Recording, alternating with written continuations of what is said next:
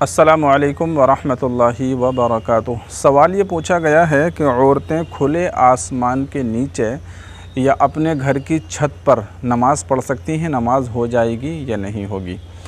تو دیکھیے، نماز ہونے اور نہ ہونے کے سلسلے میں یاد رکھنا چاہیے کہ نماز تو ہو جائے گی، نماز کے اندر کوئی فرق نہیں پڑے گا، یعنی آپ کی نماز درست ہو جائے گی، آپ کو نماز کا ثواب مل جائے گا۔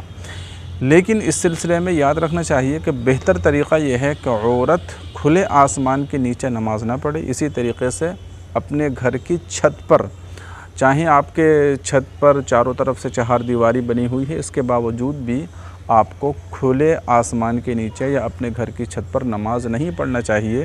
یہ بہتر اور مناسب نہیں ہے۔ بہتر یہی ہے کہ آپ اپنے گھر کے اندرونی حصے میں نماز پڑھیں، تو یہ آپ کے لیے زیادہ بہتر ہے اور اس میں آپ کو ثواب زیادہ ملے گا۔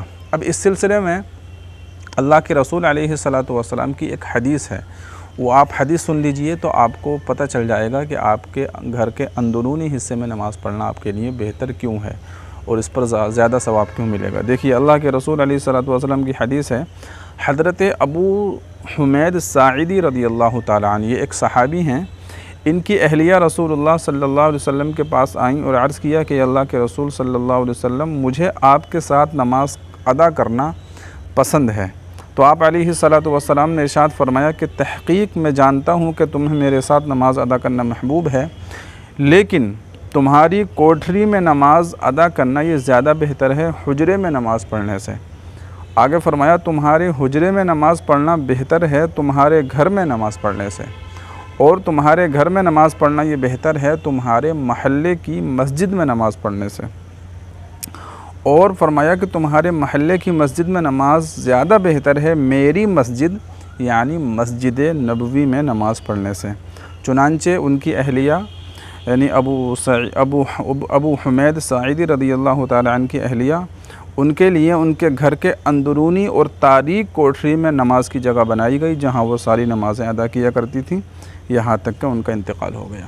ٹھیک ہے، تو دیکھیے، آپ کو اس حدیث سے کیا پتہ چلا؟ یعنی اللہ کے رسول علیہ الصلاۃ والسلام یہ بتانا چاہ رہے ہیں کہ آپ جتنی پردے کے ساتھ نماز پڑھو گی، یہ آپ کے لیے زیادہ بہتر ہوگا اور اس میں آپ کو زیادہ ثواب ملے گا۔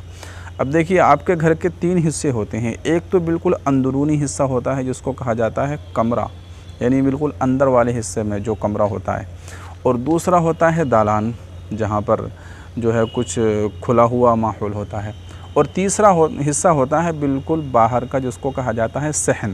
تو یہ 3 حصے ہوتے ہیں۔ تو نماز تو آپ جہاں پڑھیں گی نماز ہو جائے گی، لیکن سب سے بہتر طریقہ اور جس میں زیادہ ثواب ہے وہ یہ ہے کہ آپ اپنے گھر کے بالکل اندرونی حصے میں نماز پڑھیں، تو یہ آپ کے لیے زیادہ بہتر ہوگا، اس پہ آپ کو زیادہ ثواب ملے گا۔ باقی جہاں تک ہونے نہ ہونے کا تعلق ہے، تو اگر آپ پورے مکمل پردے کے ساتھ پڑھ رہی ہیں تو نماز تو ہو جائے گی، کوئی حرج کی بات نہیں ہے، لیکن بہتر یہی ہے کہ آپ زیادہ سے زیادہ پردے میں رہ کر اور زیادہ سے زیادہ پردے کے ساتھ گھر کے اندرونی حصے میں نماز پڑھیں، تو اس میں زیادہ ثواب ملے گا۔ تو امید کرتا ہوں کہ یہ بات آپ کی سمجھ آ گئی ہوگی۔ اگر آپ کا کوئی سوال ہے تو آپ کومنٹ کیجیے اور اس ویڈیو کو زیادہ سے زیادہ شیئر کیجیے۔ السلام علیکم ورحمۃ اللہ وبرکاتہ۔